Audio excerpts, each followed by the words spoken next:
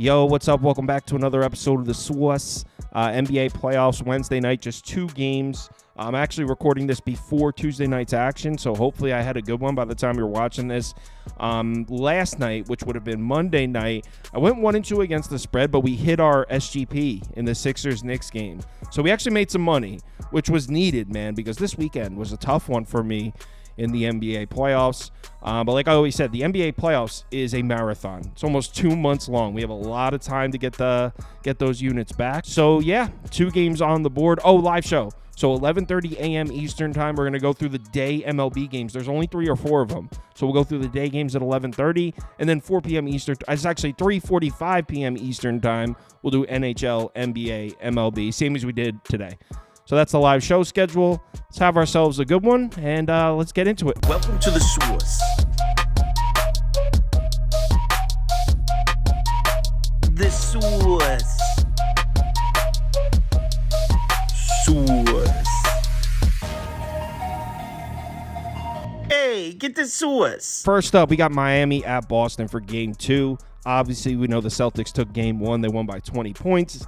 Miami did not cover, and I was on the wrong end of that one. Celtics are laying 14.5 again, so line's sitting at the same spot it was for Game 1. I actually think it closed at 14. Total sitting at 204. Let's take a quick look at the spreadsheet, and according to the model, we should see a 4-point Celtics win. Final score 112-108 Boston. Injuries and inactives, and we'll start with the Miami Heat. Obviously, we know no Jimmy Butler. Also, Terry Rozier has been ruled out for this game. So Miami missing 2 huge pieces on the Boston side. Looks like the Celtics are in good shape here. They will be without Luke Cornett. Other than that, Celtics are going to be at full strength. So obviously, we need to start by talking about Game 1. Like I said, Celtics won that game 114-94. It actually looked like Miami was going to crawl back into it and maybe flirt with the idea of a backdoor cover. Didn't happen. I think they brought it back to 17 or 18 with a couple minutes left. So there was a hope, but obviously it didn't happen. It's kind of weird, though, because if you watch that game, you know the Celtics dominated start to finish. It was all Boston. First quarter, second quarter, like the whole game was all Boston. But if you look at some numbers from that game, I mean, rebounds 34-44, turnovers were even, points in the paint 44-24 Miami. Celtics only scored 24 points in the paint. Fast break points 13-6. If you just look at these underlying numbers here, it does not look like Miami got blown out at all. So you might be asking, well, Kyle, how did the Celtics win by 20 points then? Right here. Celtics were 22 of 49 from 3, 44.9%. They made 22 3-point shots. Miami made 12. That's 30 points right there. That's the difference. 12 made threes to 22. The question we need to ask is, will that happen again? Because Miami was the hottest 3-point defense in the NBA by a solid margin heading into the playoffs. Opponents against the Miami Heat in the last 10 games of the regular season, they were shooting just 30.1% from above the break, 27.5% from the corner. Both first in the NBA. If you follow me on Twitter, you saw me tweet this out. This season, when Boston shoots over 36% from 3, they're 46-5 on the season. Well, actually 47-5 because of the game that just happened. When they're held to under 36% from 3, just 18-13. Before Game 1 of this series, Miami had held their opponents to under 36% from 3 in 14 consecutive games. So there is a bit of an angle there. You can look at Game 1 and say, hey, the Heat had to play 2 play-in games. Celtics were well rested. They had to travel up to Boston. It was a great spot for the Celtics. I think the Heat perimeter defense that was locked down to end the season is going to show up here in Game 2 and hold the Celtics 3-point shooting down. I'm not saying that's going to happen. I'm saying you can make that argument. Here's the problem, though, for me, because obviously you guys know, if you subscribe to this channel, I want to take the points with Miami.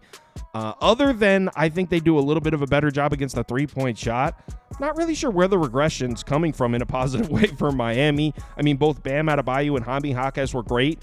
18 of 34, 40 points combined in the game. I guess you can point at Tyler Hero. He went 4 of 13, 3 of 9 from 3, just 11 points. I guess you can point at Tyler Hero and be like, hey, that should be better. Here's a opportunity for regression right here. Tyler Hero can have a better game, but at the same time, DeLon Wright went 6 of 7, 5 of 5 from 3 with 17 points. So yeah, Tyler Hero might play better, but DeLon Wright isn't going to do that again. And then you factor in that Jason Tatum had a bad night shooting the outside shot, just 1 of 8 from 3. I mean, there's not enough regression here for Miami, even though I do think they step it up on the defensive end, maybe do a little bit better job against the 3-point shot. As a whole, I don't even think that was the Celtics' best fastball. They could play better than that, and who knows if you get the same kind of performance out of Jaquez and out of Adebayo. So I hate that we're looking at this. We're not supposed to see, we're in the playoffs. We're not supposed to see 14, 15-point lines. If this was a regular season game, I'd probably be passing on this one. But unfortunately, I think all signs are pointing towards a Celtics sweep. So the only way I would go here is Boston minus the points. Maybe Boston first half. I know some people like Boston first half.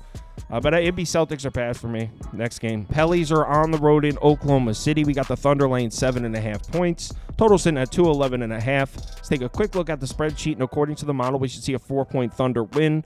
Final score 115-111 OKC. Injuries and inactives, and we'll start with the Pellies. Nobody on the report other than Zion. Obviously, we know Zion Williamson is out. Other than that, Pelicans should be at full strength. On the Oklahoma City side, we got nobody. Nobody on the injury report at all for the Thunder, so they'll be good to go. So obviously, we need to start by taking a look at Game 1. Oklahoma City did get the win, 94-92 at home. They did not cover. I think the line was 8 or 8.5. I had it. Whatever it was, I had it and lost. If we take a look at some numbers from that game, you could see it certainly wasn't Oklahoma City's offense that won it for them.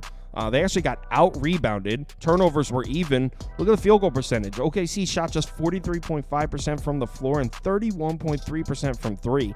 That is ugly. The reason they won is look what their defense did. Pelicans, some terrible offensive numbers. Shot 38.5% from the floor as a team, 28% from three. Clearly, missing Zion Williamson is not an issue for the Pelicans defensively. In fact, you might be able to make the argument that they're better defensively when we talk about the defense without Zion Williamson. I mean, they went on the road, play a rested Oklahoma City team, home to 43% shooting and just 94 points. Remember, this is a Pelicans team that has a winning record without Zion Williamson this year. They're 7-5 on the season, actually 8-5 now if you count the Sacramento Kings game. So this is a Pelicans team we've seen play well without Zion. And of the 13 games they've played this season without Zion Williamson, want to know how many times they lost by 8 or more points? Twice, just 2 times, but one of them was against Oklahoma City. So I am a firm believer in the Pelicans defense. They've earned my respect without a doubt. Here's the thing. When we look at the offensive side of the ball, I need this question answered. Is the three-point shooting going to be there or not? And I think signs are pointing towards not. Yet Brandon Ingram and CJ McCollum combined to just go 14 of 39 from the floor, 2 of 11 from three. 32 points combined between those two guys. But it's not just those two guys that I'm worried about. It's the Pelicans' three-point shooting as a whole. The last 5 games of the regular season, Pelicans were the hottest three-point shooting team in the NBA. They're averaging almost 17 made threes per game on 38 attempts, shooting over 44%. That's in the last 5 games of the regular season. In the 2 play-in games and Game 1, so basically all their postseason games, they're averaging just 9 made threes a game on over 29 attempts, shooting just 30.7%. So is the drop-off in outside shooting from the Pelicans offense just a result of them playing some tougher competition in the postseason? Or is this a look at what the Pelicans offense would look like without Zion Williamson collapsing the defensive interior? Tough to say, but I will say Oklahoma City has really tightened things up on the outside. In the last 10 games of the regular season, OKC's 11th and 14th against the above the break three. And I know you're looking at that thinking, Kyle, I mean, those numbers aren't great. But if you rewind about a month and a half ago, there was a stretch where OKC was struggling to defend the three-point shot. So that's refreshing to see that they're tightening things up out there. And this is a Thunder defense that's looking official. In their last 5 games, they are first in overall defensive efficiency and first in defensive effective field goal percentage. So you might be looking at the ugly Pelicans shooting numbers from Game 1 and thinking, oh, there's regression coming. The Pellies are bound to bounce back and shoot better. Without Zion Williamson against the Oklahoma City defense that seems to be peaking at the right time, I expect them to keep struggling. So unfortunately, as much as I believe in the New Orleans defense, I have to go back to Oklahoma City, even though it didn't work out for me in Game 1. And I know you're probably listening to what I just said and thinking, Kyle, why aren't you taking the under? You like the defense? You like the matchup for both defenses. Game 1's final score was 94-92. Why aren't you taking the under? Well, both these teams run a fast pace. That's why.